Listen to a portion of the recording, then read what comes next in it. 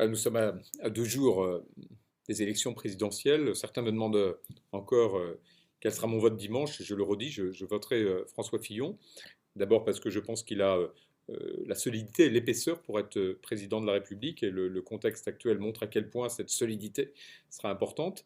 Aussi parce que le programme a une véritable cohérence, porte une véritable audace dont la France a besoin pour se réformer. Puis il y a un troisième élément, moi qui suis indépendant et fortement mobilisé, fortement sensibilisé, c'est son ouverture à la société civile.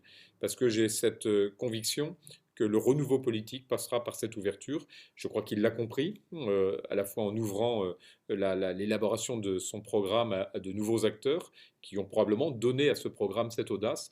Et je pense qu'il l'a vérifié aussi dans sa campagne, au moment où certains professionnels de la politique sautaient par-dessus bord pour sécuriser leur propre carrière. Il a vu combien des Français non encartés, issus de cette société civile, étaient à ses côtés pour l'accompagner dans la tempête et le porter jusqu'à ce premier tour.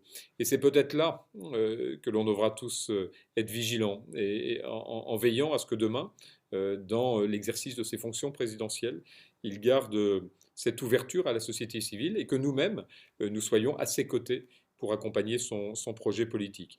Et donc c'est cet appel que je voudrais réitérer. Votons François Fillon dimanche, mais restons mobilisés et lui dire combien, s'il s'appuie sur ces Français qui ont, je crois, compris la solidité de son projet, mais ne demandent qu'à s'engager pour participer au redressement de la France, combien il peut compter sur nous, combien il peut compter sur ces Français indépendants, combien il peut compter sur cette société civile qui peut beaucoup apporter pour la France et qui a, je crois, compris qu'il était temps de